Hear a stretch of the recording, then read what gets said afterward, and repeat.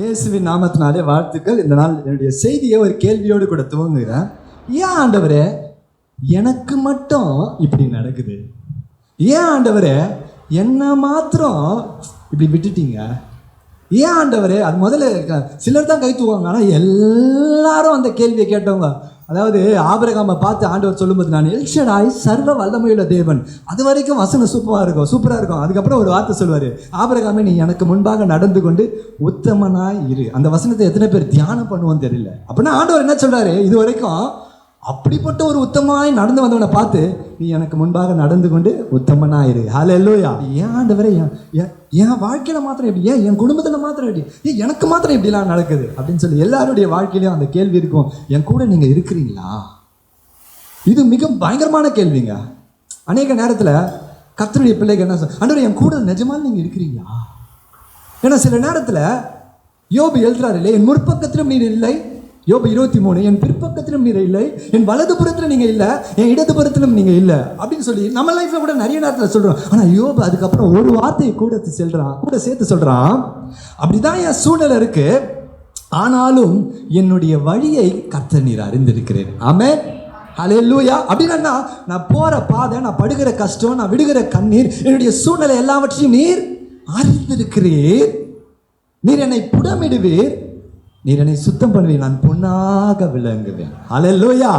அப்போ இந்த கேள்விக்கு முதல் பதில் என்ன தெரியுமா? ஏன் ஆண்டவரே எனக்கு மட்டும் இப்படி நடக்குது அப்படின்னா, பிரியமானவர்களே, கர்த்தர் நம்மை பொன்னாக விளங்கும்படிக்காக சில காரியங்களை நம்முடைய வாழ்க்கையில அனுமதித்து கொண்டிருக்கிறார். ஹல்லேலூயா, ஹல்லேலூயா. வாசிக்கலாம். ரோமர் 8வது அதிகாரம் வசனம் 28.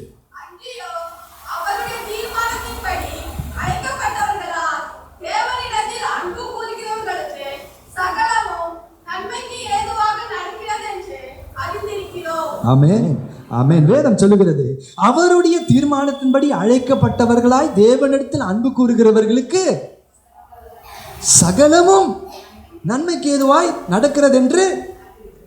அதாவது நான் எங்களுக்கு தெரியும்னு சொல்றோம், ஆனா நிறைய நேரத்தில் அப்படி தெரியும்னு சொல்ற நாம, ஏன் ஆண்டவரே என் வாழ்க்கையில மாத்திரம் இப்படி அப்படின்னு ஒரு கேள்வி கேட்க முடியாது. அந்த கேள்விக்கு பதில் என்ன? என் வாழ்க்கையில என்ன நடந்தாலும், ஹல்லேலூயா, நல்லா கவனிங்க, என்ன நடந்தாலும், அது எதுவாக இருந்தாலும் கர்த்தர் அவருடைய தீர்மானத்தின்படி அழைக்கப்பட்டிருக்கிறோம். ஆமென், ஹல்லேலூயா. எல்லாருமே அவருடைய தீர்மானத்தின்படி அழைக்கப்பட்டிருக்கிறோம். அழைக்கப்பட்டவர்களாய் தேவனிடத்தில் அன்பு கூறுகிறவர்களுக்கு சகலமும் நன்மைக்கு ஏதுவாய் நடக்கிறது என்று அறிந்திருக்கிறோம். ஹல்லேலூயா. பாருங்க, அந்த வார்த்தை சொல்லுகிறது, சகலமும் நன்மைக்கு ஏதுவாய் நடக்கிறது என்று அறிந்திருக்கிறோம். ஹல்லேலூயா. ஆனால் பிரச்சனை வரும்போது கேள்வி வந்துடுது. நம்ம எங்கெந்தெல்லாம் கேள்வி ஆக, நான் உண்மையிலே அழைக்க தான் பட்டிருக்கிறேனா? ஆண்டவரை என்ன நீங்கள் அழைச்சிருக்கிறது உண்மைதானா? அப்போ என்ன நீங்கள் அழைச்சிருக்கிறீங்கன்னா, ஆண்டவரை நான் இப்படிப்பட்ட பாதைக்குள்ள போகிறேன். ஹல்லேலூயா. அடுத்தது பார்த்தீங்கன்னா, பிரியமானவர்களே, அடுத்த வார்த்தை சொல்லுது, அவரிடத்தில் அன்பு கூறுகிறவர்களுக்கு. ஆண்டவரை முதல்ல ஒரு மனுஷன் நேசிக்கணும் அப்படின்னு தொடங்கிட்டுனாவே அவன் வாழ்க்கையில் என்னன்னா பிரச்சனைகள் அவனுடைய வாழ்க்கையின் ஊடாக வரும். அப்போ ஆண்டவர் சொல்றாரு, அன்பு கூறுகிறவருக்கு சகலமும் நன்மைக்கு. என்னுடைய வாழ்க்கையில ஒரு சின்ன உதாரணத்தை நான் சொல்ல விரும்புகிறேன். என்னுடைய வாலிப நாட்களில் நான் ஆட்டோமொபைல் படிச்சுட்டு ஒரு முறை இந்த ஹார்பருக்கு இன்டர்வியூக்கு போயிருந்தேன். எதுக்கு இன்டர்வியூனா, சிங்கப்பூர் போகிறதுக்கு. இன்டர்வியூலாம் முடிஞ்சது. அதில் இப்படிலாம் கூட பிழை நடக்குமா அப்படின்னு நீங்கள் யோசிக்கலாம். ஒரு ஃப்ரெண்டு ஒருத்தர் ரெஃபர் பண்ணான். என்னுடைய கேசிஎஸில் என் கூட படித்த பையன். நானும் போனேன், ஒரு நம்பிக்கையோடு போனேன். இன்டர்வியூலாம் முடிஞ்சது, ஆல்மோஸ்ட் செலக்டட். அப்புறம் எல்லாம் முடிச்சுட்டு என்னமோ கோத்ரூ பண்ணும்போது என்னுடைய சர்டிஃபிகேட்ஸ் பார்த்துட்டு, நான் ஆட்டோமொபைல் இன்ஜினியரிங் படிச்சிருக்கிறேன். என்ன அப்படின்னா, அது இன்ஜினியரிங் கிடையாது, அதோடைய கோர்ஸ் ஆட்டோமொபைல் இன்ஜினியரிங், ஐடிஐன்னு சொல்லுவாங்க தெரியுமா, ஐடிஐ படிச்சிருக்கிறேன். அவங்க மினிமம் அந்த சிங்கப்பூருக்கு போகிறதுடைய minimum preference eligibility diploma in mechanical engineering. ஐயோ, தயவு செய்து மன்னிச்சிருங்க, உங்களுக்கு ஒரு ஹோப்பை கொடுத்துட்டு கடைசியாக சொல்கிறேன், கோச்சிக்காதீங்க, எங்களுக்கு மினிமம் எலிஜிபிலிட்டி டிப்ளமா, உங்களை நான் எடுக்க முடியாது. ஆக்சுவலாக எடுக்க முடியல அப்படின்ற போது கூட நான் அதை குறித்து அப்போ ஃபீல் பண்ணல. சரி, நமக்கு வேறு ஏதாவது கிடைக்கணும், வீட்டுக்கு போயிட்டேன். அந்த இடத்துக்கு என் ஸ்கூல்லேயே படித்த எனக்கு தெரிஞ்ச நண்பர், என் வீட்டு அருகில் இருக்கிற ஒரு நண்பர், இந்த ஏஜே காலனி சைடில் தான் இருந்தார். அதே இன்டர்வியூக்கு டிப்ளமா படிச்சிருந்தான். அவன் போய் அதுக்கப்புறம் சிங்கப்பூர் போயிட்டான். சரி, எல்லாருக்கும் லைஃப்பில் ஒரு கனவுன்னு இருக்கும்ல. நம்ம குடும்பம் ரொம்ப கஷ்டப்பட்டுச்சு, ஆண்டவரே நாங்கள் நல்லா இருக்கணும் ஆண்டவரே அப்படின்னு, எல்லாருக்கும் ஒரு நல்லா சம்பாதிக்கணும். அப்போ சிங்கப்பூருக்கு ஒரு மனுஷன் போகணும்னு ஆசைப்படுறேன், எதுக்காக? நல்லா சம்பாதிக்கிறதுக்காக அப்படின்னு, நல்லா என் குடும்பத்தை வச்சுக்கணும், எவ்வளோ ஆசைகளாக இருந்தது. அப்போ ரொம்ப நாள் கழிச்சு அவன் சிங்கப்பூர் போயிட்டு வரும்போதெல்லாம் என்னை ரோட்டில் பார்ப்பான். அவனை பார்க்கும் போதெல்லாம் அந்த இடத்துல நான் இருந்திருக்கணுமே, ஐயோ நான் போயிருக்கணுமே. எங்கள் அப்பா என்ன டிப்ளமா படிக்க வைக்காமல் போயிட்டாரே. போய் ஒரு தாய் மூகாம்பிகை பாலிடெக்னிக்கில் போயிட்டு ஒரு 5000 ரூபாய்க்கு ஆண்டவர் என்னை சேர்க்காம, இது எங்கள் அப்பா என்னை சேர்க்காம விட்டுட்டார். ஒரு 5000 கேட்டாங்க அந்த நாட்களில் டொனேஷனாக, சேர்க்காம விட்டுட்டார் அப்படின்னு எவ்வளோ நான் ஃபீல் பண்ணியிருக்கிறேன். ரட்சிக்கப்படுவதற்கு முன்பாக ஃபீல் பண்ணியிருக்கிறேன். ஆனால் பிரியமானவர்களே, அதெல்லாம் ரிவர்ஸ் பண்ணி இல்லை, இன்னைக்கு நான் அதை யோசித்து பார்க்கும் பொழுது ஆண்டவருடைய வார்த்தை சொல்கிறது, அவருடைய தீர்மானத்தின்படி அழைக்கப்பட்டிருக்கிறவர்களாய் தேவனிடத்தில் அன்பு கூறுகிறவர்களுக்கு சகலமும் நன்மைக்கு. நம்ம வாழ்க்கையில் நம்ம சில காரியங்களை நம்ம ஆசைப்படுறோம். நான் இப்படி ஆகணும், நான் இப்படி உயர்ந்த ஸ்தானத்துக்கு வரணும், நான் இப்படி இருக்கணும், கர்த்தர் நான் இப்படி ஆசீர்வதிக்கணும், என் குடும்பத்தை இப்படி ஆசீர்வதிக்கணும். நம்ம நிறைய காரியங்கள் ஆசைப்படுறோம். தவறில்லை, ஆசைப்படுவது தவறில்லை. ஆனால் பிரியமானவர், நம்முடைய வாழ்க்கையில் தேவனுடைய தீர்மானம்னு ஒன்று இருக்கிறது. ஹல்லேலூயா. அதற்காக தான் நம்ம அந்த ஞானஸ்நான தொட்டியில் நம்ம ஒப்பு கொடுத்த எதற்காக? நம்ம விருப்பத்தின்படி ஒரு வாழ்க்கை வாழ்வதற்குள்ள தேவனுடைய தீர்மானத்தின்படி. ஆனால் ஆண்டவருடைய கிருபை பாருங்க, என் லைஃப்பில் நான் ரட்சிக்கப்படுவதற்கு முன்பாக அவர் தீர்மானம் என் வாழ்க்கையில் இருந்தபடினால, அவருடைய அழைப்பு என் வாழ்க்கையில் இருந்தபடினால, அவர் என்னை முன்குறித்திருந்தபடினால, பிரியமானவர்களே, எங்களை ஒரு சேதமும் காணப்படாம கர்த்தர் தான் நினைச்சதை அவர் செஞ்சு முடிச்சார். ஹல்லேலூயா, ஹல்லேலூயா. இன்னைக்கு அது பெருசு கிடையாது, அதை பார்க்கலாம். அங்கே சிங்கப்பூரில் வேலை செய்கிறவன் ஏதோ ஒரு எஜமானுக்கு, அவன் ஹிந்துவா முஸ்லீமா கிறிஸ்டியான்னு தெரியாது, ஏதோ ஒரு எஜமானுக்கு அவன் வேலை செஞ்சுட்டு இருக்கிறான். ஆனால் நானும் பிரியமானவர்களே, நம்முடைய ஆண்டவராகிய கர்த்தருக்கு ஹல்லேலூயா வேலை செய்யல, நான் ஊழியம் செய்து கொண்டிருக்கிறேன். ஹல்லேலூயா, ஹல்லேலூயா. அப்போ பாருங்க, நம்ம வாழ்க்கையில் சில காரியங்கள் நடக்கும்போது அதை புரிந்து கொள்வதற்கு பல வருடங்கள் ஆச்சு. அது வரைக்கும் எப்படி தெரியுமா இருந்துச்சு என் வாழ்க்கையில்? கேள்வி, ஐயோ அந்த இடத்துல நான் போயிருக்கணுமே, என் குடும்பம் எவ்வளோ நல்லா இருந்திருக்கும் அப்படின்னு சில கேள்விகள். ஆனால் நம்ம வாழ்க்கை எப்படி இருக்கணும்னு சொல்லி தீர்மானம் பண்ணுகிறவர் கர்த்தருங்க. ஹல்லேலூயா, ஹல்லேலூயா. தீர்மானம் பண்ணுகிற கர்த்தர். நான் எப்பவுமே இந்த வசனத்தை வாசிக்கும் போது எனக்கு ரொம்ப பிடிக்கும். 1 கொரிந்தியர் 3வது அதிகாரம் 9வது வசனம். யாராவது வாசிங்க. 1 கொரிந்தியர் 3:9.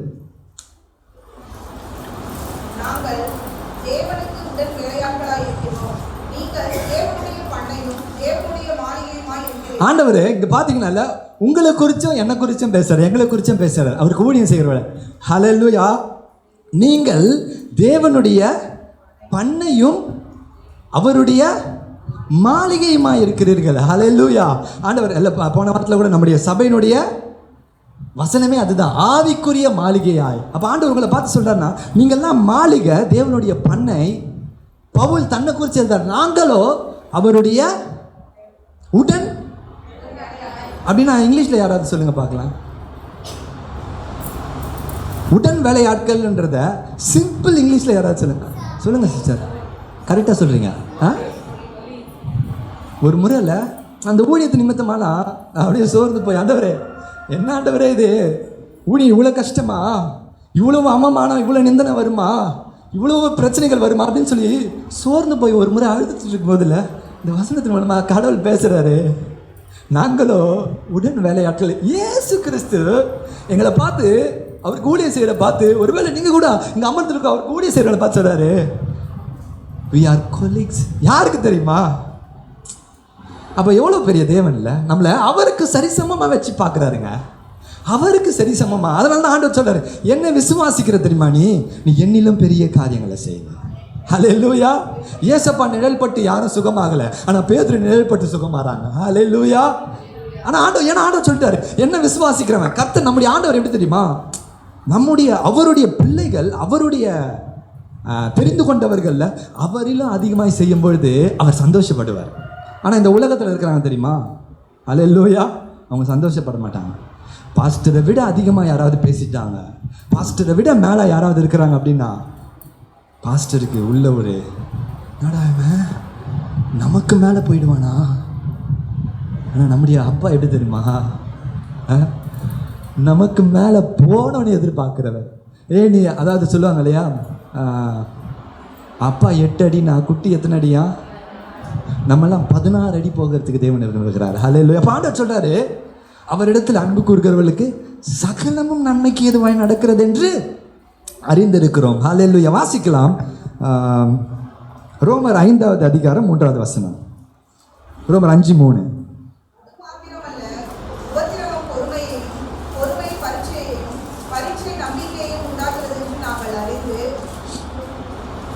ஹல்லேலூயா. அடுத்த வசனமா, உபத்திரவங்களிலும் மேன்மை. அதாவது எப்படி சொல்றதுன்னா, நான் வந்து போஸ் பண்றேன், உபத்திரவத்தை குறித்து சந்தோஷப்படுறேன். ஹல்லேலூயா. இது ரொம்ப கஷ்டம்தான். ஆனால் பவுல் எழுதுறாரு, ஏன் அப்படின்னா உபத்திரவம், ட்ரையல்ஸ், நம்முடைய வாழ்க்கையில் உபத்திரவம் அப்படின்னா ட்ரையல்ஸ், எல்லா போராட்டங்களும் ட்ரையல்ஸ். அப்போ அந்த ட்ரையல்ஸ் என்ன பண்ணும்? ஆங்கிலத்தில் போட்டிருக்கு, ட்ரையல்ஸ் என்டியூரன்ஸை கொண்டு வரும், பொறுமையை கொண்டு வரும். பிரச்சனைகள், வாழ்க்கையில் நிந்தனைகள் என்ன செய்யும் அப்படின்னா நமக்குள்ள பொறுமையை கொண்டு வரும். நம்ம நிறைய நேரத்தில் யோசிப்போம், ஆண்டவர் என் கூட தான் இருக்கிறாரு, ஆனால் ஏன் எனக்கு அலுவலகத்தில் இவ்வளவு பிரச்சனை, ஏன் எனக்கு குடும்பத்தில் இவ்வளவு பிரச்சனை, ஏன் என்னுடைய சகோதரர்களே எனக்கு விரோதமாய் காரியங்களை செய்து கொண்டிருக்கிறாங்க? ஏன் தெரியுமா? நம்மளை கர்த்தர் பொறுமைசாலியாய் மாற்ற விரும்புகிறார். ஆமென். ஏன்னா எதுக்கு பொறுமைசாலியாக மாறணும்? அடுத்தது சொல்லுது, பொறுமை பரீட்சை. ஏன் இது என்ன டிரான்ஸ்லேஷன் எனக்கு நிஜமான தெரியல தமிழில். பரீட்சையும் இது ஒரிஜினலாக டிரான்ஸ்லேஷன் பண்ண என்கேஜேவி வெர்ஷன்லேயே அந்த பரீட்சைன்ற இடத்துல கேரக்டர்னு போட்டிருக்கு. ஹல்லேலூயா. அப்போ நம்ம வாழ்க்கையில் போராட்டம், பிரச்சனை எல்லாம் எதை கொண்டு வரும்னா என்டியூரன்ஸ். என்டியூரன்ஸ்னா விசுவாசத்தில் நிலைச்சிக்கக்கூடிய தன்மைங்க. ஹல்லேலூயா. என்ன வந்தாலும் ஆண்டவரை மறுதளிக்க மாட்டோம், ஆண்டவரை விசுவாசிக்கிறத விட்டுற மாட்டோம். அந்த என்டியூரன்ஸை கொண்டு வரோம். அந்த என்டியூரன்ஸ் நமக்குள்ள என்ன கிரியேட் பண்ணுமா? கேரக்டர். என்ன கேரக்டர்? இயேசு கிறிஸ்துவை போல ஒரு சுபாவம். ஹல்லேலூயா. ஹல்லேலூயா. இன்னைக்கு நம்ம அந்த வசனம் வாசிச்சோம் பாருங்களேன். அந்த 8:28 வாசிக்கும் போது, தேவனிடத்தில் அன்பு கூறுகிறவர்களுக்கு சகலமும் நன்மைக்கு எதுவாய் நடக்கிறது என்று அறிந்திருக்கிறோம். பாருங்க, அந்த வசனம் யாருக்கு பொருந்தும் அப்படின்னா, என் தன் வாழ்க்கையில் எல்லாமே நல்லது நடக்குது இல்லை, அவனுக்கு கிடையாது இல்லை. அது எல்லாமே நல்லது நடக்கிறது அவனை பார்த்து, அப்போ அவன் வாழ்க்கையில் நடக்கிறது எல்லாம் கண்டு நீ சோர்ந்து போயிடாத, நீ என் தீர்மானத்தின்படி அழைக்கப்பட்டவன், உனக்கு நடக்கிறதெல்லாம் நன்மைக்குன்னு நன்மையை நடக்கிறவனுக்கு சொல்ல வேண்டிய அவசியம் இல்லை. ஒரு வாழ்க்கையில் ஒருத்தன் வாழ்க்கையில் பிரச்சனை போயிட்டு இருக்குது, அவன் நெருக்கப்படுகிறான், அவன் சூழ்நிலையே சரியில்லை, அவனை பார்த்து சொல்கிறான், உன் வாழ்க்கையில் நடக்கிற காரியங்கள் இருக்குது தெரியுமா, நீ என்னால் அழைக்கப்பட்டவன், அது எல்லாவற்றையும் நீ என்னிடத்தில் அன்பு கூறுகிறபடினால நன்மைக்கு எதுவும் நான் முடிப்பேன். ஹல்லேலூயா. அதோடைய முடிவு எப்படி இருக்கும்னா நன்மையாக இருக்கும். ஹல்லேலூயா. அதை நல்லா புரிஞ்சுக்கொள்ளுங்க. அது கேரக்டரை கொண்டு வரும். கேரக்டர் என்ன பண்ணுமா? ஹோப்பு கொடுக்குமா. என்ன ஹோப்பு? ஆண்டவர் வரும்பொழுது நானும் அவரை போல மாறியிருப்பேன். ஹல்லேலூயா. வாசிக்கலாம் 1 யோவான் 3வது அதிகாரம் 2வது வசனம்.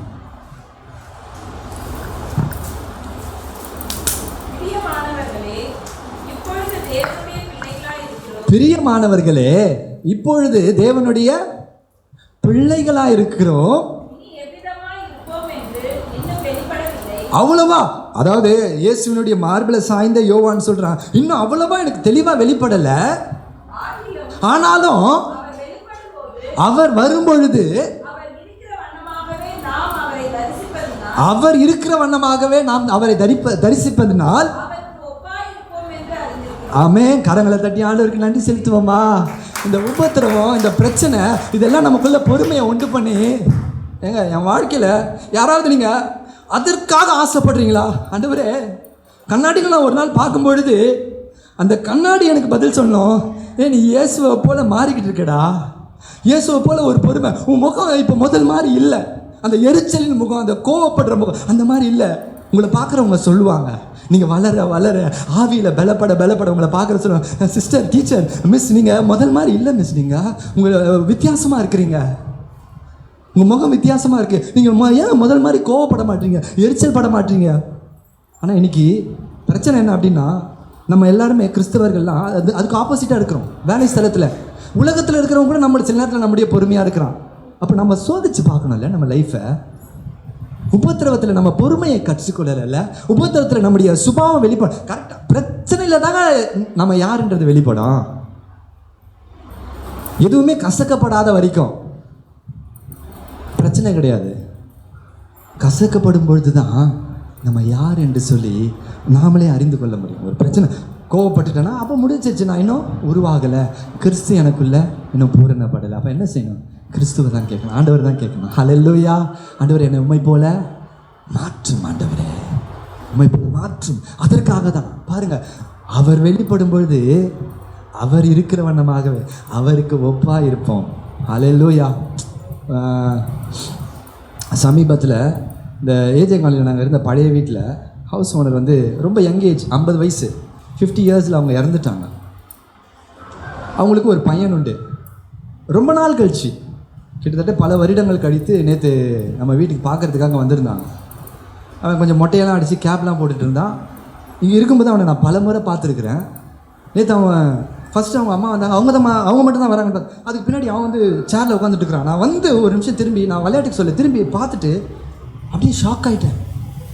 ஒரு சின்ன பையனாக இருந்த பையன் ஒரு 2-3 வருஷம் கழித்து நான் பார்க்கும்போது அவங்கள அக்கா தான் கூப்பிடுவேன், சுஜாதா அக்கா, சுஜாதா அக்கா.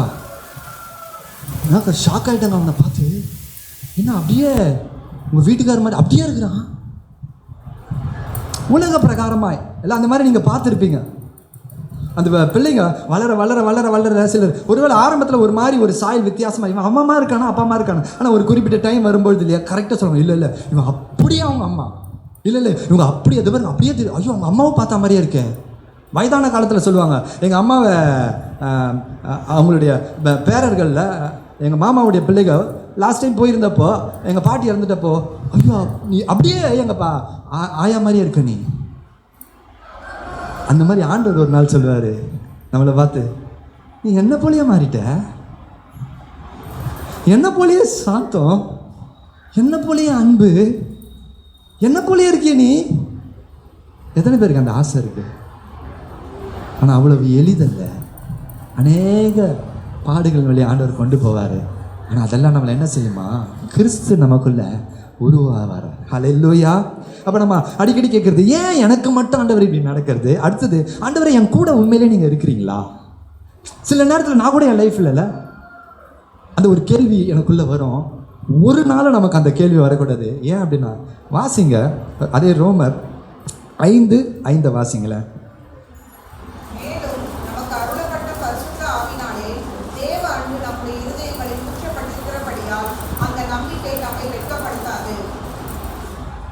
இந்த வசனத்தை நான் வாசிச்சிருக்கிறேன். ஆனால் நமக்கு அருளப்பட்ட பரிசுத்த ஆவினாலே தேவ அன்பு நமக்குள்ளே ஊற்றிருக்கிறபடிலாம் அந்த நம்பிக்கை வெட்கப்படுத்தாது. என்ன ஆண்டவர் இங்கே சொல்கிறாரு அப்படின்னா, நிறைய நேரத்தில் நம்ம கேட்குறோம், ஆண்டவர் நீங்கள் என் கூட இருக்கிறீங்களா? ஆண்டவரே என் சூழ்நிலை எப்படி இருக்கு, நீங்கள் என் கூட தான் இருக்கிறீங்களா? அவங்களுக்கு சொல்லுகிற வார்த்தை என்ன தெரியுமா? ஆண்டவர் சொல்கிறாரு, அதை நான் ஆங்கிலத்தில் வாசித்து நான் உங்களுக்கு மொழிபெயர்க்கிறேன். கவனிங்க, கொஞ்சம் எல்லாரும் கவனிங்க, மொழிபெயர்க்கிறேன். And this hope will not lead you to disappointment. இந்த நம்பிக்கை உங்களை ஏமாற்றத்துக்குள்ள நடத்தாது. will not lead you to disappointment. இந்த hope, இந்த நம்பிக்கை, அது எந்த நம்பிக்கையா பாருங்க. for we know how dearly God loves us. எப்படி இதை தமிழில் மொழிபெயர்க்கிறது? for we know how dearly. அதாவது பொதுவாக நம்ம மெசேஜ் அனுப்பும்போது ஹலோ டியர்னு அனுப்புவோம். ஆண்டவர் கொஞ்சம் அழுத்தி டியர்லி லவ்ட். தானியேல beloved அப்படின்றாரு, எனக்கு பிரியமானவன். ஹல்லேலூயா. பவுல் கொலோசியருக்கு எழுதும்போது பவுல் எழுதுறார், ஆண்டவர் நம்மளெல்லாம் பார்த்து அவருக்கு பிரியமானவர்கள், beloved, my beloved, my beloved children. யோவான் எழுதுறான், my beloved children. ஹல்லேலூயா, பிரியமானவர்கள். அப்போ இந்த வசனம் என்ன சொல்லுதுன்னா பாருங்க, அந்த வார்த்தை for we know how dearly God loves us. ஆண்டவர் நம்மளை எந்த அளவுக்கு அதிகமாய் நேசிக்கிறாரா, அதை எப்படி prove பண்ணியிருக்கிறாரா? by giving his Holy Spirit for what? ஆவியானவரை நமக்கு கொடுத்து எதற்காக அப்படின்னா, to fill us our heart with his love. நம்முடைய இருதயத்தை அவருடைய அன்பினால நிறைத்திருக்கிறார். என்ன பிரச்சனை அப்படின்னா, இந்த வசனத்தை, இது வசனம் இல்லை, இது வாக்கு தத்துவம். ஆண்டவர் சொல்றாரு, நான் உன்னை நேசிக்கிறேனான்னு கேட்குற, நான் எந்த அளவுக்கு உன்னை நேசிக்கிறேன்னா, ரொம்ப டியர்லி பில்லவட், நீ வந்து எனக்கு ரொம்ப பிரியமானவன். அதனால நான் என்ன பண்ணியிருக்கிறேன், என் பரிசுத்த ஆவி மூலமா அந்த தேவ அன்பை உன் உள்ளத்துக்குள்ளே ஊற்றி இருக்கிறேன். அது உனக்கு தெரியலையா? நான் அதாவது இன்னொரு வாரத்தில் கேட்கலாம், நான் உன் உள்ளே இருந்து உன்னை நான் எவ்வளோ நேசிக்கிறேன்னு உனக்கு தெரியல. அது எப்போதம்மா நமக்கு தெரியும்? நிறைய நேரத்தில் நம்ம மீறுதல்கள் எல்லாம் நம்ம அதை கண்டுபிடிக்க முடியும். ஹல்லேலூயா. அவர் பொறுமையோடு நம்மோடு கூட இருப்பார். சில தவறுகள்லாம் செய்யும்பொழுது இல்லையா, பார்த்தீங்கன்னா நம்முடைய உறவினர்கள், நண்பர்கள், என் கூட வராத, நீ என் கூட சேராத, நீ இப்படிப்பட்ட பையனா, தேவையே இல்லை, உன்னுடைய ஃப்ரெண்ட்ஷிப் எனக்கு தேவையே இல்லை. ஏன் ஆனால் நம்முடைய துன்மார்க்கத்தனத்தை பார்த்துட்டு என்ன பண்ணுவாங்கன்னா, எனக்கு வேண்டாம்ப்பா, இவ்வளோ கேவலமாக இருக்கேன், நான் உன்னை என்னமோ நல்லவன் நினச்சேன், நான் இப்படிப்பட்டவன் நினச்சேன். யோசிச்சு பாருங்க, ஆண்டவர் எப்படிப்பட்ட நண்பனாய் நம்ம வாழ்க்கையில் நம்ம செய்கிற பாதைகள், நம்ம போகிற காரியங்களில் கொஞ்சம் யோசிச்சு பாருங்களேன். அவர் எவ்வளோ பொறுமையோட நம்ம கூடவே நடக்கிறார் பாருங்க. ஏன்னா பாதியில் விட்டுட்டு போகிற ஃப்ரெண்டு கிடையாது. ஹல்லேலூயா. பாதியில் விட்டுட்டு போக மாட்டார். ஐயோப்பா, மனிதர்களை நம்பி நிறைய நேரத்தில் ஏமாந்து போகிறோம். இன்னுமே யாராவது நம்பிட்டு இருப்பீங்கன்னா தயவுசெய்து நம்பாதீங்க. பாதியில் விட்டுட்டு போயிடுவாங்க. ஹாஃப் த வே. அதாவது என் லைஃப்பில் நான் சொல்ல முடியும், எது மேலெல்லாம் யாரெல்லாம் இவங்க நிச்சயமாக நம்ம கூட கடைசி வரைக்கும் இருப்பாங்க, இவங்க நிச்சயமாக கடைசி வரைக்கும் இருப்பாங்கன்னு சொன்னவங்க நிச்சயமாக விட்டு விலகி போயிட்டாங்க. இவங்க இருப்பாங்களான்னு யோசித்தவங்க நிச்சயமாக இருக்கிறாங்க. ஹல்லேலூயா. அதுதான் மனுஷன். அவன் மேலே நம்பிக்கையே வைக்காதீங்க. கர்த்தர் சொல்கிறாரு, சகலம் நன்மைக்கு எதுவாய் நடக்கிறது என்று அறிந்திருக்கிறோம்.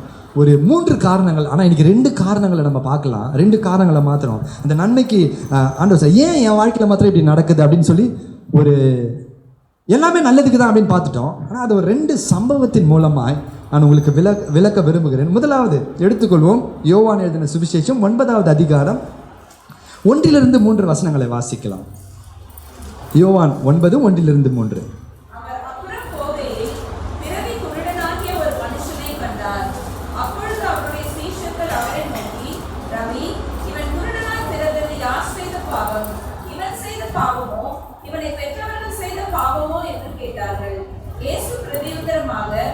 அது இவன் செய்த பாவமும் அல்ல, இவனை பெற்றவர்கள் செய்த பாவமும் அல்ல, தேவனுடைய கிரியைகள் இவனிடத்தில் வெளிப்படும் பொருட்டு இப்படி பிறந்தான். ஆமென். ஒரு 3 காரணங்கள் நான் உங்க மத்தியில் வைக்க போறேன்.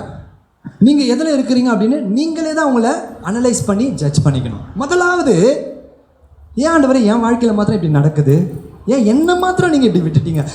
நிச்சயமா இந்த குருட யூத இதில் பிறந்திருக்கிறான். அந்த கேள்வி அவனுக்குள்ள வந்திருக்குமா இல்லையா? பிறக்கும் பொழுதே பிறவி குருடன். அப்போ அவன் எந்த தப்புமே செய்யல. அப்போ அதுதான் சொல்ற, இது இவன் செய்த குற்றமா இல்லை இவனை பெற்றவர்கள்? அப்போ பாருங்க, அதில் கர்த்தர் ஒரு சத்தியத்தை வச்சிருக்காரு. என்னட்டுனா, பெற்றவர்கள் செய்த குற்றத்தின் நிமித்தமாக பிள்ளைகள் பாதிக்கப்படக்கூட முடியும். பெற்றோர்களுடைய பாவம், அதாவது ஆண்டவர் சொல்றாரு இல்லையா, நம்ம நீதி செஞ்சோம் அப்படின்னா 1000 தலைமுறைக்கு கிருபை அளிக்கிறவர். நம்ம துன்மார்க்கமாக இருந்தோம், நம்ம பாவம் செஞ்சோம் அப்படின்னா எத்தனை தலைமுறை வரைக்கும் விசாரிக்கிறாராம்? 3ஆம் 4ஆம் தலைமுறை மட்டும். யோசிச்சு பார்த்தா ரொம்ப பயமா இல்லை? நான் செய்யறதுக்கு என்னுடைய பிள்ளைகள் விசாரிக்கப்படுவார்கள்.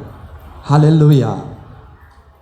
நல்ல கவனிங்க. ஆகையினால அதில் ஜாக்கிரதை பாருங்க. இந்த இடத்துல இந்த காரியம் முதல் குறிப்பு என்ன அப்படின்னா, அவன் குருடனாய் பிறந்தது எதற்காக? அவன் வாழ்க்கையில் மாத்திரம் ஏன் இப்படி நடந்துச்சு? அவன் வாழ்க்கையில் மாத்திரம் ஏன் கர்த்தர் இல்லாதது போல ஒரு சூழ்நிலை? அந்த இடத்துல குருடனுக்கு என்ன தெரியுமா வேலை இருந்திருக்கும்? பிச்சை எடுத்துட்டு இருந்திருப்பான். அலங்கார வாசலில் ஒரு சப்பானி, தாயின் வயிற்றிலிருந்து பிறந்த சப்பானி, அவனுடைய வேலை என்ன? தினந்தோறும் அவனை ஆலயத்தின் வாசலில் கொண்டு போய் வைத்து பிச்சை எடுப்பான். அதான் அவனுடைய வேலை. அங்கே இருக்கிற குருடர்கள், குஷ்டரோகிகளுடைய வேலை. இவன் தன் வாழ்க்கையில் எவ்வளோ கேள்விகளோடு இருந்திருப்பான்னு தெரியல. நம்மளை கூட சிலர் பார்த்து சொல்லுவாங்கள்ல, சில வாழ்க்கையில் ஒரு வேலை கிடைக்கல, ஏதோ ஒரு பிரச்சனை, குடும்பத்தில் பிரச்சனை, குடும்பத்தில் சமாதானம் இல்லை, சபிக்கப்பட்டது போல் இருக்கிறோம். நம்மளை பார்க்குறவங்க ஒரு வேலை அப்படி சொல்லலாம். யார் செஞ்ச பாவமோ தெரில, இவங்க மூதாதையர் என்ன செஞ்சாங்களோ தெரியல. பார்த்தியா இந்த பிள்ளை எப்படி இருக்குது? இவனை எவ்வளோ பேர் அந்த மாதிரி பேசியிருக்கலாம்ல, எவ்வளோ பேர் ஒரு வேளை சபிச்சிருக்கலாம்ல. உங்கள் அப்பா அம்மா செஞ்ச பாவண்டா. நான் பிறக்கும்போதே நான் குருடனா பிறந்துட்ட, கண்ணு இல்லை. அப்போ அது நீ இல்லை, நிச்சயமாக உங்கள் அப்பா அம்மா செஞ்ச பாவம். அப்படி தான் வேதம் சொல்லுகிறது. அவர் 3ஆம் 4ஆம் தலைமுறைக்கு மட்டும். இன்னைக்கு மனுஷன் தான் எல்லாத்தையும் ஜட்ஜ் பண்ணுறான். அவன் தான் நியாயம் இருக்கான். அவன் தான் மனுஷன் தான் நீதிபதி. ஆனால் கர்த்தர் சொல்கிறாரு, அது அவன் செஞ்ச பாவமும் இல்லை, அவருடைய பெற்றவங்க செஞ்ச பாவமும் இல்லை. என்ன சொல்கிறாரு? தேவனுடைய மகிமை விளங்கும்படி சும்மா ஒரு இமேஜினேஷனுங்க, ஒரு சும்மா ஒரு அதை இமேஜின் பண்ணி பாருங்க. ஒருவேளை அந்த குருடனை ஆண்டவர் சந்திக்கும் போது அவனுக்கு 40 வயசு இருந்திருக்குன்னு வச்சுக்கோங்களேன். 40 வயசு வரைக்கும் ஒருவேளை அவனுடைய பெற்றோர்களும் சரி, அவனுடைய உறவுகளும் சரி, அவனை சூழ்ந்திருக்கிற அவனுடைய சூழ்நிலையை பார்த்துட்டு, இல்லை இதை நல்லா உங்கள் லைஃப்பில் அப்ளை பண்ணிக்கோங்க. உங்கள் லைஃப்பில் நீங்கள் எந்த சூழ்நிலை போகிறீங்க, ஒருவேளை வேலை இல்லையா, குடும்பத்தில் எதுவுமே நடக்க மாட்டேங்குது பாஸ்டர் என் லைஃப்பில், நான் இதுதான் சொல்லலை, நீங்கள் அதை அனலைஸ் பண்ணிக்கோங்க. முதல்ல ஆண்டவர் சொல்கிறாரு, எல்லாம் பார்க்குறவனா சொல்லியிருப்பாங்க, கன்ஃபார்மாக உங்கள் அப்பா அம்மா செஞ்ச பாவம் தான், இல்லைன்னா நீ ஏன் இப்படி பிறந்திருக்கணும். இப்போ மனுஷனுடைய தீர்ப்பு, மனுஷனுடைய ஜஸ்டிஃபிகேஷன் தவறு. கர்த்தர் சொல்கிறாரு, இல்லை, கர்த்தருடைய நாமம் ஒரு நாள் மகிமைப்படும். ஹல்லேலூயா. இது நம்ம ரொம்ப எளிதாக படிச்சிடுறோம். எந்த அளவுக்கு அப்படின்னா, அவன் வாழ்க்கை ஃபுல்லாக அவனை பார்க்குறவங்கன்னா, ஏன்னா இந்த சம்பவத்தை வீட்டில் போய் வாசிச்சு பாருங்க. அவனை பார்க்குறவங்க, இவன் வாசலில் குருடனாக இருந்தவன் தானே நீ, அந்த குருடன் தானே நீ, அடையாளம் எப்படி என்னடா நடந்துச்சு உனக்கு. ஹல்லேலூயா, ஹல்லேலூயா. ஒருவேளை அவன் கூட யோசிச்சிருப்பான், ஆண்டவரே என்ன ஆண்டவரே, நான் உங்களை நேசிக்கிறேன், விசுவாசிக்கிறேன், என்ன மாத்திரம் ஆண்டவரே இப்படி படிச்சிங்க, எங்கள் அம்மா அப்பா செஞ்ச பாவத்துக்கு நான் என்ன ஆண்டவர் பண்ண முடியும், கண் இல்லாமல் படிச்சிங்களே, அவன் அலங்கார வாசல் இருந்தவன் கால் இல்லாமல் முடவனாக படிச்சிங்களே, கர்ப்பத்திலிருந்து பிறக்கும் போதே அவனும் அப்படி தானே பிறந்தான். ஏன் அவனுக்கு அந்த அந்த அந்த மனுஷனுக்கு 40 வயசா, யாரு முடவனாய் பிறந்தான்ல அவனுக்கு. அப்போ அவன் கேட்குறான், அவன் கேட்டுருக்கலாம்ல தான் உள்ளத்தில், அவனை சுற்றி பார்க்குறாங்களா, சாபண்டா இது, உங்கள் பெற்றோர்கள் சாபண்டா. இன்றைக்கி நம்மளை கூட அப்படி தான் நிறைய நேரத்தில் நிறைய காரியங்களை சொல்கிறாங்க. நீ சபிக்கப்பட்ட, நீ பாவம் செஞ்சிருப்ப. அஃப்கோர்ஸ் அது ஆமாவா இல்லையா நம்ம அனலைஸ் பண்ணி பார்க்கணும். டேக் இட் கிராண்டட் இல்லை, ஆனால் நமக்கு தெரியும். ஹல்லேலூயா. ஆண்டவர் சொல்ற முதல்ல தேவனுடைய மகிமை விளங்கும்படிக்காக. ஒருவேளை அவனுக்கே தெரிஞ்சிருக்காது. அந்த ஒரு படம் போட, நிக் ஊஜிக் அப்படின்னு ஒரு மனுஷன், இவர் எத்தனை பேர் பார்த்துருக்கிறீங்க?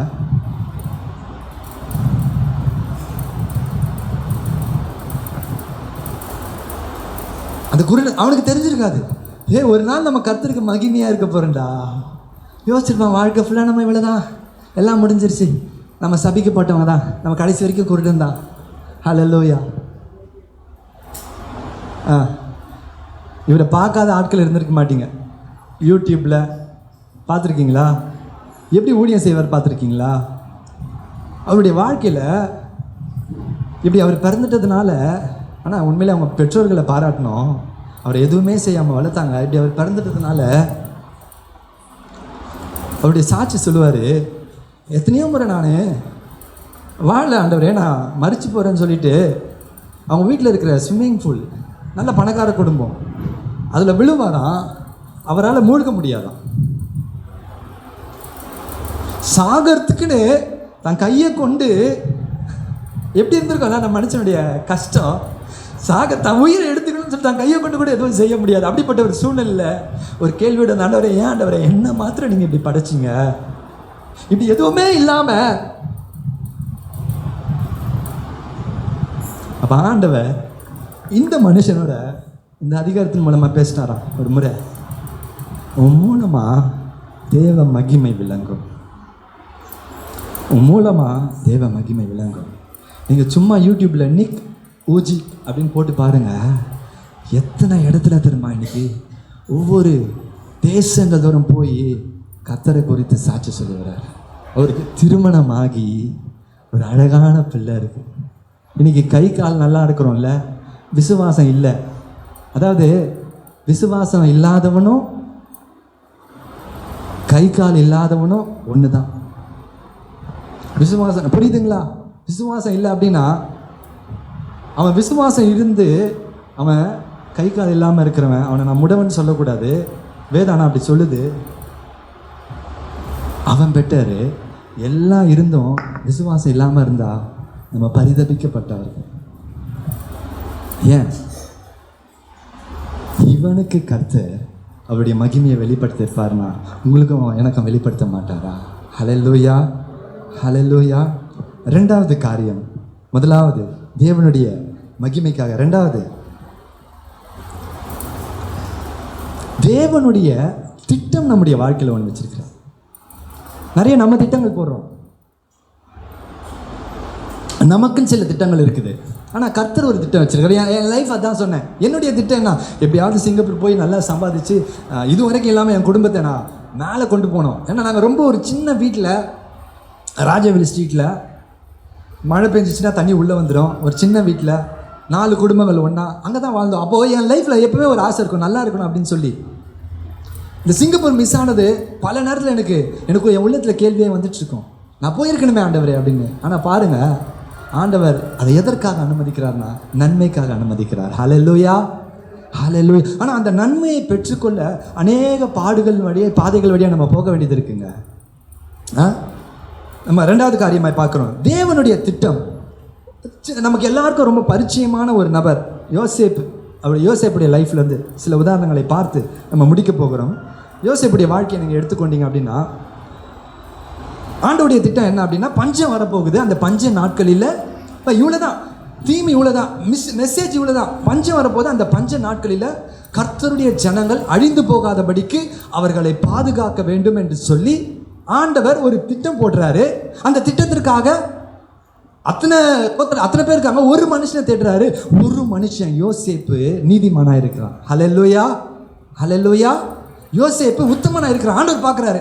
அந்த உத்தமன் மேலே அவருடைய கிருபை இறங்குகிறது. அவர் அந்த வேலைக்கென்று யோசேப்பை தெரிந்து கொள்கிறார். ஹல்லேலூயா. அதுக்கு ஆதாரமா ஆண்டவர் அவனுக்கு தரிசனத்தை காமிக்கிறாரு. உன்னை வாழ்க்கையில் நான் இவ்வளோ பெரிய உயர்வுகளை நான் அவனை கொண்டு வர போகிறேன். ஆனால் இது எல்லாம் ஒரு பக்கம் இருக்க, அவன் வாழ்க்கையில் அவன் போன பாதைகள்லாம் என்ன, எவ்வளவு கடினமான பாதைகள்ல. ஒரு தவறும் செய்யல, ஒரு தப்பும் செய்யலாம சொல்ற மாதிரி. அவனுடைய சகோதரர்கள் துன்மார்க்கமா இருக்கிறாங்க, யூதா துன்மார்க்கமா, எல்லாரும் துன்மார்க்கமா இருக்கிறாங்க. ஆனா இந்த யோசேப்பு ஒரு தவறும் செய்யல. ஆனா ஒரு தவறும் செய்யாதவனுடைய வாழ்க்கையில இத்தனை பாடுகளா, இத்தனை பிரச்சனைகளா. ஹல்லேலூயா.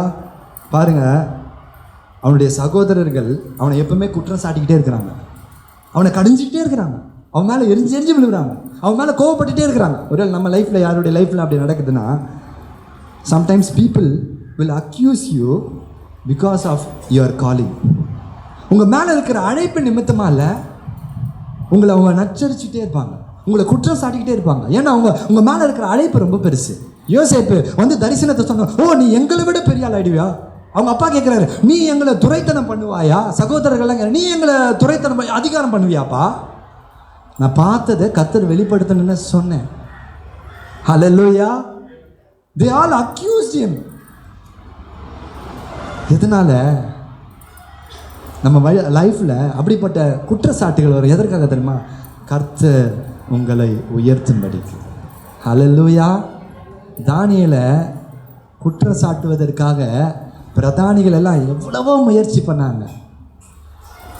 அந்த முடிவு எப்படி முடிஞ்சதுன்னா, கர்த்தர் தானியேலின் தேவனை உயர்த்தினார். ஹல்லேலூயா. அந்த இடத்துல தானியேல் மூலமா ராஜா தானியேலை பணிந்து கொண்டு, இஸ்ரவேலின் தேவனாகிய கர்த்தரே வானத்திலும் பூமியிலும் தேவனானவர். ஹல்லேலூயா. ஆனால் அதற்கு தானியேல் குற்றம் சாட்டப்பட வேண்டியதாக இருந்தது. he was accused. எதனால? அவனுடைய ஒரு மேன்மையான உயர்வுக்காக. உங்கள் லைஃப்லையும் ஒரு மேன்மையான உயர்வுக்காக அவன் போன பாதெல்லாம் நமக்கு ரொம்ப எளிமையாக தெரியும். குழியில் போடுறாங்க, சகோதரரால் பகைப்படுறாங்க. ஹல்லேலூயா. அதை நல்லா பார்த்தீங்கன்னா, அந்த சகோதரர்கள் அப்படின்னு எடுத்துக்கிட்டால் கிறிஸ்டியன்ஸ். இன்றைக்கி நம்மளை ஹிந்துஸம் மற்ற மதத்தினர்னால ரொம்ப பிரச்சனைகள் இருக்காது. பாருங்கள், நீங்கள் வேணா சகோதரர்கள் என்று எண்ணப்படுகிற நம்முடைய அருகில் இருக்கிற அவர்கள் மூலமாக தான் அநேக பிரச்சனை வரும். அவங்கள நம்ம நேசிக்க முடியுமா? அவங்கள நம்ம மன்னிக்க முடியுமா?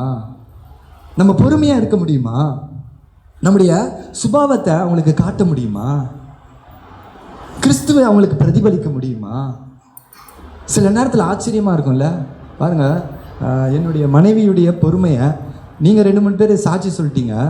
ஆனால் அந்த பொறுமையை நான் புரிந்து கொள்வதற்கு எனக்கு எவ்வளோ வருடமாகிறது.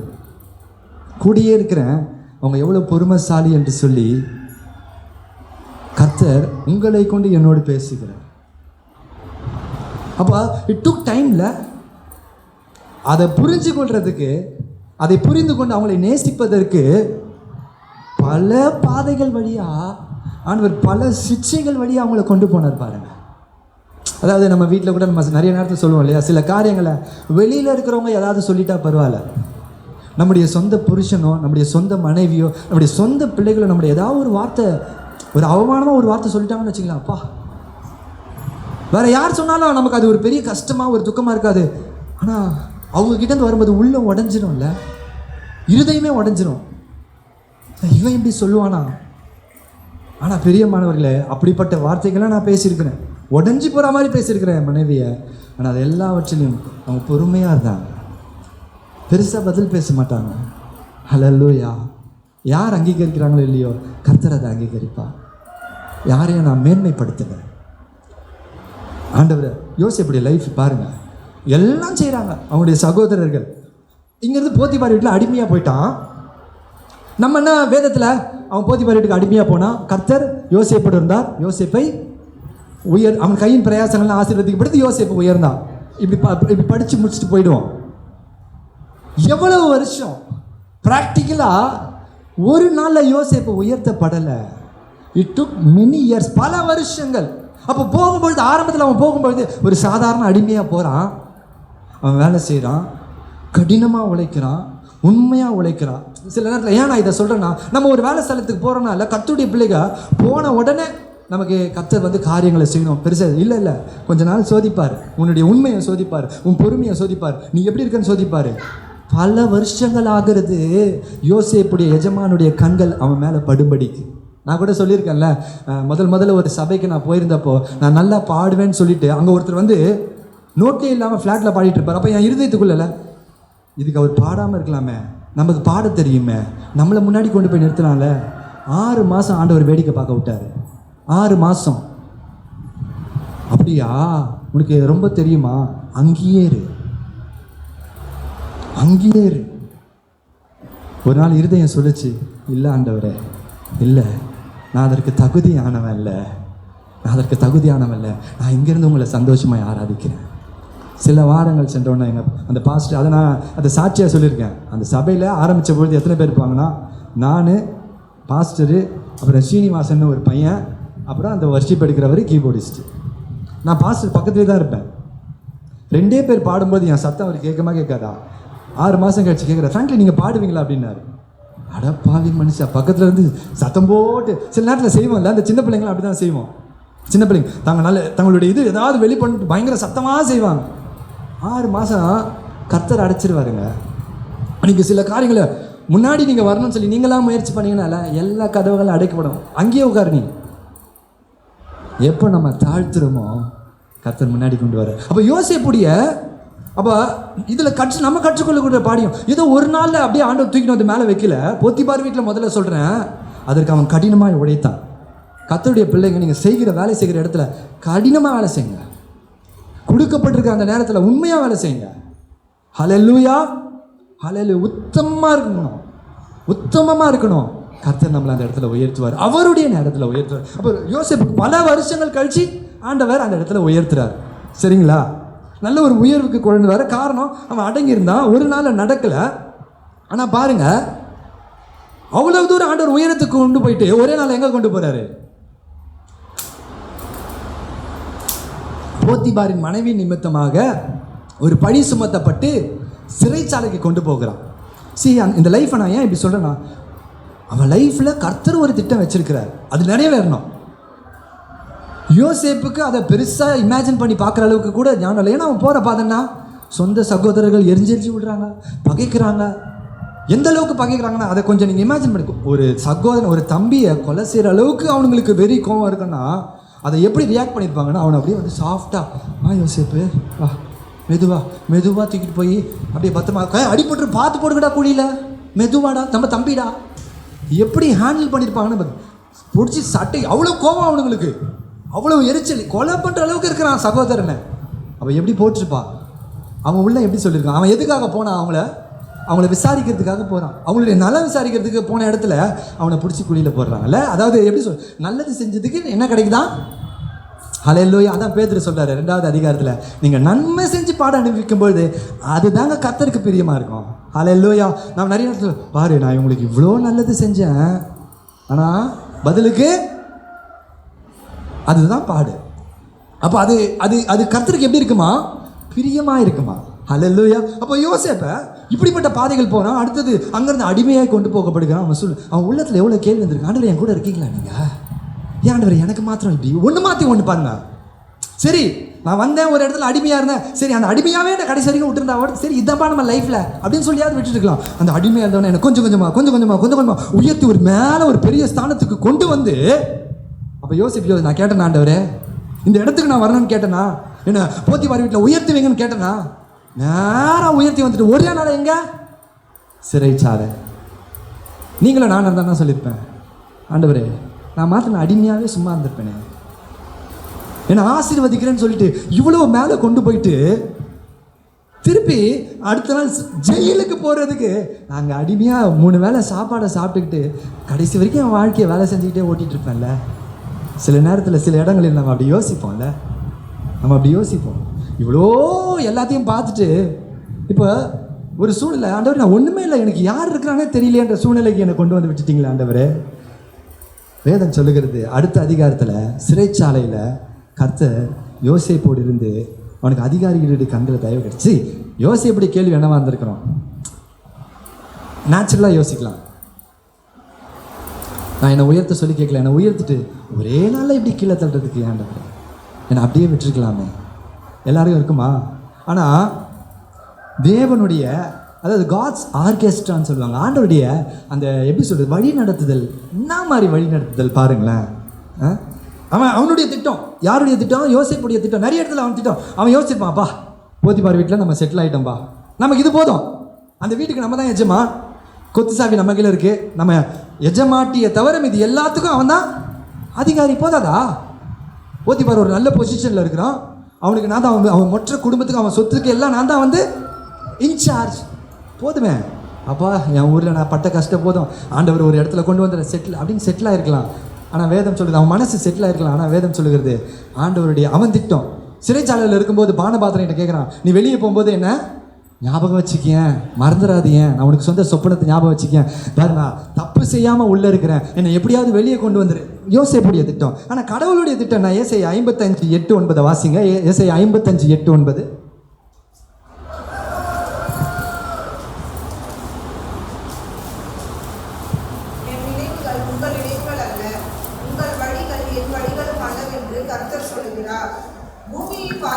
வானங்கள் எப்படி உயர்ந்திருக்கிறதோ அப்படியே உங்கள் வழிகளை பார்க்கிலும் என் வழிகளும், உங்கள் நினைவுகளை பார்க்கிலும் என் நினைவுகளும் உயர்ந்திருக்கிறது. ஆமென், ஹல்லேலூயா.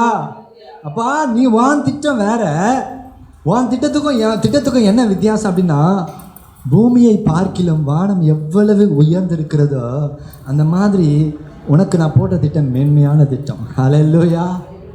பாருங்க, சுருக்கமாக சொல்லிடுறேன் என்ன நடக்குது அப்படின்னா, யோசேப்பு சிறைச்சாலைக்கு போகிறான். சிறைச்சாலையினுடைய தலைவன் அவன் அந்த சிறைச்சாலைக்கு அதிகாரியாக வைக்கிறான். சிறைச்சாலைக்கு ஒரு பானபாத்திர காரணம், ஒரு சுயம்பாகியும், ராஜாவுக்கு அடுத்து ராஜாவோட கூட கப்பேரர் அவன் கூடியே இருக்கிறவன், இவங்க 2 பேரும், அப்புறம் பிரெட் மேக்கர் 2 பேரும் வராங்க. ரொம்ப க்ளோஸ். அவங்க சாப்பிட்ட பிறகு தான் ராஜா சாப்பிட்டார், அவ்வளோ க்ளோஸு. இவங்க 2 பேரும் ஏதோ ஒரு சூழ்நிலையில் ஒரு காரணத்துக்காக ஜெயிலுக்கு வராங்க. அந்த இடத்துல ஒரு சம்பவம் நடக்குது. அவங்க 2 பேருக்கும் ஒரே நாளில் ஒரு கனவு வருது. அந்த கனவை குறித்து அவங்க கலக்கம் அடைஞ்சிருக்கும்போது யோசேப்பு அவங்கள போய் விசாரிக்கிறான்.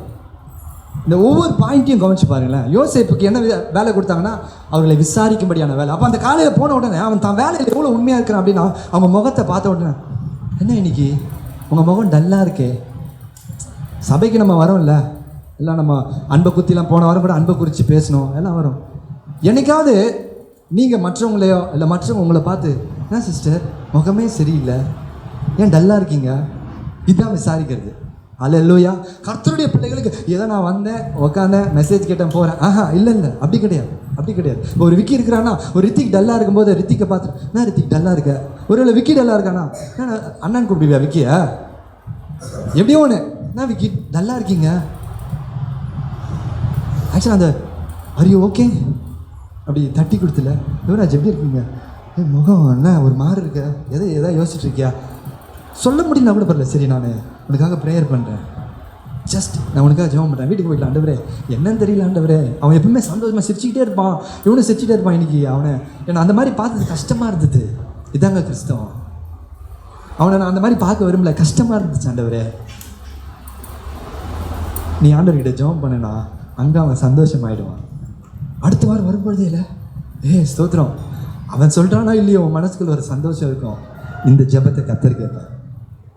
அல்லேலூயா. இப்போ யோசேப்பு என்ன செய்யறான், அவன் வேலையில் உண்மையாக இருக்கிறான்.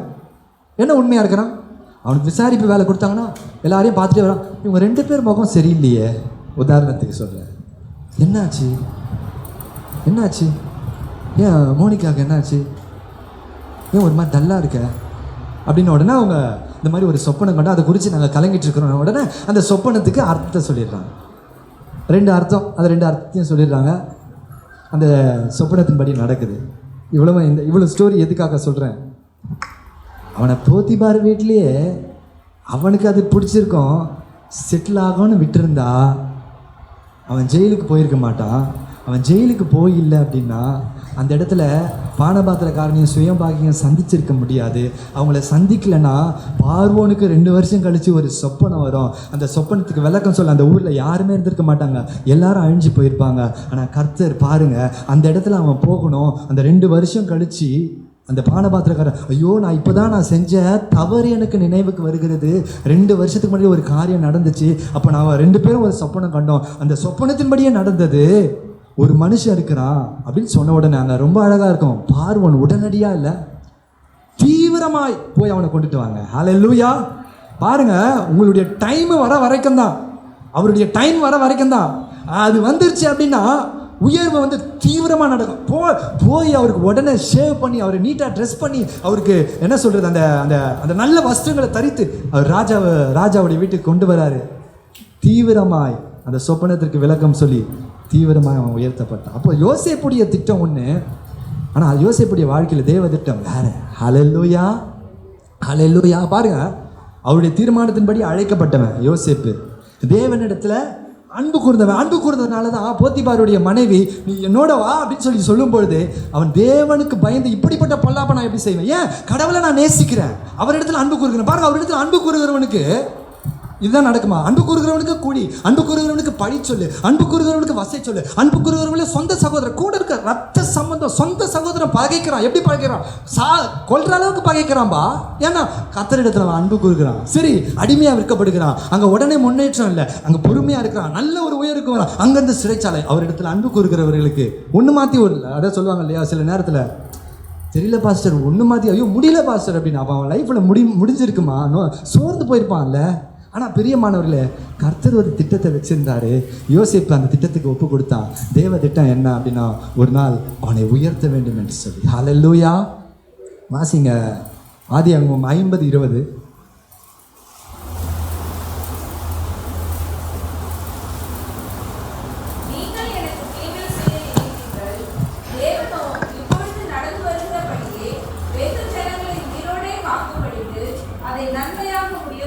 கர்த்தருடைய பிள்ளைங்க ஒன்று மாத்திரம் ஞாபகம் வச்சுக்கிங்களா, எவ்வளோ பேர் நமக்கு தீமை செய்ய அநேக காரியங்களை செய்யலாம். ஆனால் நம்ம பொறுமையோடு மாத்திரம் இருந்து அந்த வசனத்தை மாத்திரம் பிடிச்சிக்கிட்டு 8:28 அவருடைய தீர்மானத்தின்படி அழைக்கப்பட்டவர்களாய் தேவனிடத்தில் அன்பு கூறுகிறவர்களுக்கு சகலமும் நன்மைக்கு எது. உங்களுக்கு நீங்களே சொல்லிக்கலாம், இல்லை இல்லை ஆண்டவர் நன்மையை மாத்திரம் தான் செய்வார். ஹல்லேலூயா. இந்த செய்திக்கு நான் இப்படி கூட ஒரு தலைப்பு வச்சேன், நன்மையை மட்டும் செய்யும் தேவன். யாராவது ஆமேன்னு சொல்வீங்களா? உண்மை தானே அது. அவர் எப்பயாவது தீமை எப்படி வருது, நம்மளால நடக்குது. நன்மையை மட்டும் செய்யும் தேவன். ஹல்லேலூயா. அது முடியும் போது அப்போ இது எல்லாவற்றையும் ஆண்டவர் செய்தது நோக்கம். நம்ம சங்கீதம் 105 106 ஒரு வசனம் வாசிக்க முடியும். கர்த்தர் சொன்ன வார்த்தை நிறைவேறும் அளவும் கர்த்தருடைய வசனம் யோசேப்பை புடமிட்டது. அதாவது பொண்ணு இருக்கு இல்லையா, அதை புடம் போட்டாதான் சுத்த பொண்ணு எடுக்க முடியுமா, அதில் இருக்கிற களிம்பெல்லாம் நீக்கணுமா. ஹல்லேலூயா. வைரம் இருக்குது தெரியுமா, வைரம் எப்படி உருவாகுது யாராவது கேள்விப்பட்டிருக்கீங்களா? நான் ஒரு வாட்டி அதை ஒரு யூடியூப் இதில் நான் அதை போட்டு பார்த்தேன். பூமியின் ஆழத்தில் எவ்வளோ பயங்கர டீப் ஆழத்தில் நடைபெறுகிற ஒரு 800 டிகிரி செல்சியஸ் 100 டிகிரி செல்சியஸ் தண்ணியில் கைவிட்டானா மோர் தென் 800 டிகிரி செல்சியஸில் இருக்கிற அந்த களிம்புகள் உடஞ்சி அது ஒரு கல்லாக மாறுமா. அப்போது வைரதுன்றதை எவ்வளோ ஆழத்துலேருந்து எடுக்கிறாங்க, அதை எவனோ கண்டுபிடிச்சிருக்கிறான், அங்கேருந்து எடுக்கும் பொழுது அது வைரமாக இல்லை, எடுக்கும் பொழுது அது கல்லாக இருக்குது. அதுக்கப்புறம் அதை செய்ய வேண்டிய ப்ராசஸ்லாம் பண்ணி அதை சுத்தம் பண்ணி அதை பட்டை தீட்டி அதை எடுத்து பார்க்கும்பொழுது விலையேற பெற்ற வைரம். ஹல்லேலூயா. நீங்கள் போகிற பாதை என்ன தெரியுமா, ஆண்டவர் நம்மளெல்லாம் பக்கத்தில் பார்த்து சொல்லுங்கள், வைரமா நீங்கன்னு சொல்லுங்க. இல்லை சின்ன பிள்ளைங்கள தான் அப்படியே ஏன் சொல்ல மனசு வரலையா அவனுக்கு? வைரம்னு சொன்னேன். எங்கள் அம்மா ஜானிமாவை சின்ன பிள்ளைகள் இருக்கும், வைரம் என் வைரம் என் வைரம். கர்த்தர் நம்மளை பார்த்து சொல்கிறாரு வைரம். ஹல்லேலூயா. ஒருவேளை இன்னைக்கு கொஞ்சம் மங்கலாக இருக்கலாம், கொஞ்சம் அந்த பூமியிலேருந்து எடுத்த பிறந்த அந்த கார்பன் கல் போல், கார்பன் கல்லுலேருந்து தாங்க வருது, கார்பன் கல் போல் இருக்கலாம். ஆனால் ஆண்டவருக்கு நம்ம ஒப்பு கொடுக்கும்பொழுது அவர் கொஞ்சம் கொஞ்சமாக பட்டம் திட்டுவார். ஒரு நாள் உண்மையாகவே நீங்கள் வைரத்தை போல விலையேற பெற்றவர்களாய் நம்ம ஜொலிக்கிறவர்களாக இருப்போம். ஹல்லேலூயா. எல்லாத்தையும் பாருங்களேன், தீமையை செய்ய நினச்சிங்க, அவன் சொல்கிறான் எல்லாத்தையும் தேவன் நன்மையாக முடிய பண்ணான். ஆமென். அதாவது நான் இன்னைக்கு தினேஷ் வந்து சாட்சி சொல்லியிருக்கலாம். ஆக்சுவலாக இன்னைக்கு அவருடைய பிறந்த நாள் வேறு. அவருடைய வாழ்க்கையில் அவர் போன பாதை ரொம்ப பயங்கரமான கடினமான பாதை. 2-3 மாதம் வரைக்கும், 3 மாதம் ஆச்சா, 2-3 மாதம் வரைக்கும் ஒரு வேளை எங்கேயோ ஒரு இடத்துல பாதியில் யோசிச்சிருக்கலாம், ஆண்டவரே என்ன ஆண்டவர் இது, எங்கே போயிட்டு இருக்குது என் பாதை? அது எல்லாம் ஒருவேளை 2 வருஷமா 3 வருஷமானு எனக்கு தெரியாது, அது எல்லாம் இன்னும் முடியல. ஆண்டவர் சொல்லுவார் நன்மைக்கு. ஹல்லேலூயா. ஆண்டவருக்கு நிறைய பேர் இருக்கு, அதில் ஒரு பேரை நம்ம எடுத்துக்கலாம், அவர் நம்மை உருவாக்கும் தேவன். ஹல்லேலூயா. எல்லாத்தையும் ஈஸியாக உருவாக்கிட்டாரு.